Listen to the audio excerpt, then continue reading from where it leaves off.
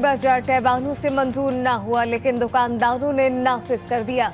मुल्क में हर जानिब महंगाई का तूफान, कहीं आटा आवाम को मुंह चिढ़ाने लगा तो कहीं दूध के निर्ख आसमान को छूने लगे।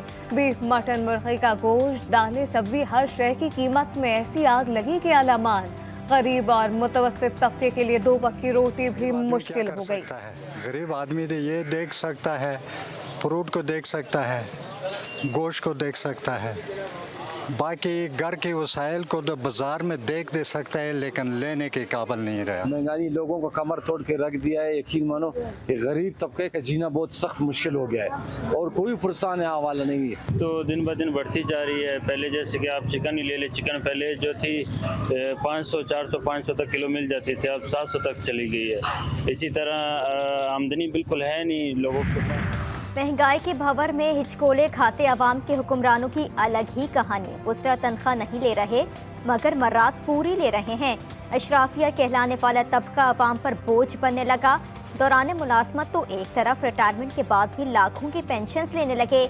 अवाम ने अशराफिया की मर्रात में कमी का मुतालबा कर दिया। रिलीफ नहीं दे रहे अपने वज़रा को, मुशीरों को, अपने आप को ये रिलीफ दे रहे हैं। बड़ी बड़ी गाड़ियों में घूमते हैं, बंगलों में रहते हैं, अपने साथ 50-50 गार्ड घुमाते हैं। तो ये अवाम पर जोर, उसका सारा जोर अवाम पर निकलते ही अपनी अयाशियों में लगे हैं। हमारे इधर MPA हो गए, मिनिस्टर हो गए, वो अवाम के टैक्स के पैसे ज़ाया कर रहे हैं। एक MPA होता है, उसके साथ 50 गाड़ियाँ होती हैं, उसके साथ 100 पुलिस वाले होते हैं। उर्दू के सफ़र को अंग्रेजी का सफ़र बना दिया गया। घूमना फिरना तो दूर, अब खुशी गमी में जाना भी मुश्किल। इंट्रासिटी गाड़ियों और बसों के किराए में इजाफा कर दिया गया। कराची, लाहौर, पेशावर और इस्लामाबाद से मुख्तलिफ शहरों को जाने वाली बसों के किराए बढ़ गए। कोस्टर और हाईएस्ट मालकान ने भी मनमानी किराए की वसूली शुरू कर दी। मेरे नाम पर लूटने वालों, ये क़यामत ये पूछेगी कि क़यामत क्यों जरूरी है।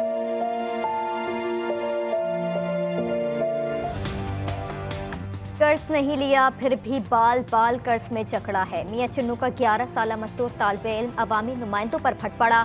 5वीं जमात के तालिबे इल्म अमानुल्लाह का कहना है कभी किसी से कोई कर्ज नहीं लिया, फिर भी IMF वाले कहते हैं मैं इनका मकरूज हूँ। मैं 5वीं क्लास का तालिबे इल्म हूँ, दिन स्कूल जाता हूँ, रात को 2 बजे तक मैं यहाँ चने लगाता हूँ, फिर भी IMF वाले कहते हैं मैं आपका मकरूज हूँ। मुझे मेरे नाम पर लूटने वालों, ये क़यामत ये पूछेगी कि क़यामत क्यों ज़रूरी है। गवर्नर पंजाब और खैबर पख्तूनख्वा के खिलाफ कार्रवाई में सदर मुमलिकत डॉक्टर आरिफ अलवी ने PTI को ठेंगा दिखा दिया। एक इंटरव्यू में सदर मुमलिकत का कहना था कि इलेक्शन में ताखीर के मामले पर मैंने गवर्नर्स के खिलाफ कोई कार्रवाई नहीं कर सकता। इलेक्शन की तारीख के बहाने बनाकर आइन से खिलवाड़ किया जा रहा है। सदर अलवी को कहता हूं कि मंडे के दिन इलेक्शन की तारीख दे वरना इस्तीफा दे। बहुत हो गई है इस कौम के साथ।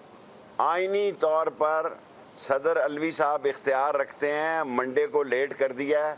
मैं तो इसलिए हफ्ते को आया था कि शायद ये जुमे को ही अलवी साहब उसको बुलाएं। मरियम नवाज शरीफ ने कहा है कि ये मेरी हुकूमत नहीं है, तो फिर जुर्रत करो बताओ किसकी हुकूमत है। सदर मुमलिकत कल तक इलेक्शन की तारीख दें वरना इस्तीफा दे दें। शेख रशीद अहमद ने आरिफ अलवी से बड़ा मुतालबा कर दिया। मीडिया से गुफ्तगू में कहा आईनी तौर पर सदर मुमलिकत इलेक्शन की तारीख दे सकते हैं, कल इलेक्शन की तारीख दें या फिर इस्तीफा दें। मरियम नवाज ने कहा है ये मेरी हुकूमत नहीं है, जुर्रत करो बताओ किसकी हुकूमत है और कौन लाया है।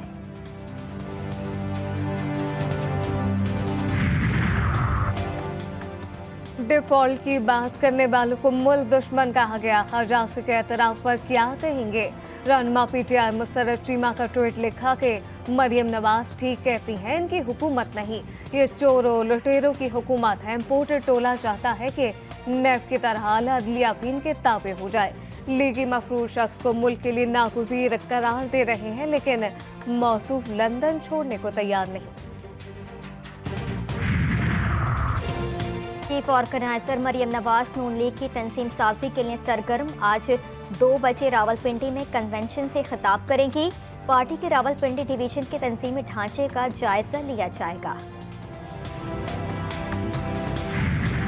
कराची पुलिस ऑफिस पर हमले की तहकीकात में पेशरफ, मारे जाने वाले दहशतगर्दों के 2 साथियों के मोटरसाइकिल पर आने का इंकशाफ। मुकदमा सीटीडी थाने में दर्ज। दहशतगर्द कत्ल, इक़दाम कत्ल समेत दीगर दफात शामिल। 3 दहशतगर्द गाड़ी में सवार होकर पुलिस सदर लाइन्स पहुंचे। फैमिली क्वार्टर की अगली दीवार पर लगी तार को काट कर दाखिल हुए।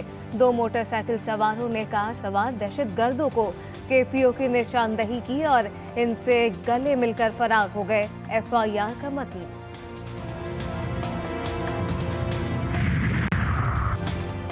कराची में जिंदा रहना मुश्किल, जान लेना इंतहाई आसान। शालातीफ के इलाके में डाकुओं ने लूटमार के दौरान मसाहिमत पर फायरिंग करके एक शख्स की जान ले ली। मरने वाला महबूब निजी कंपनी में ड्यूटी पर मामूर था।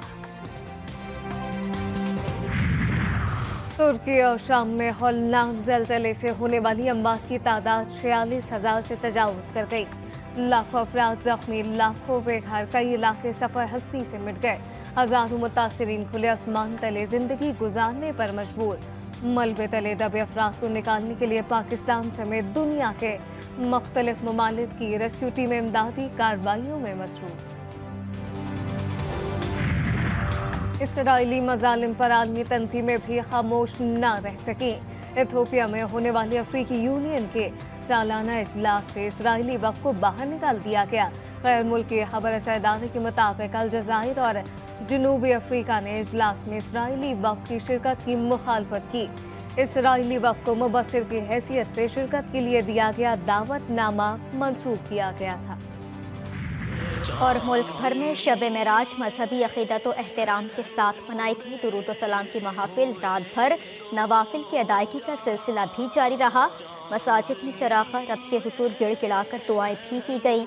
उलमा कराम ने वाक़या मेराज और उसकी फजीलत पर रोशनी डाली।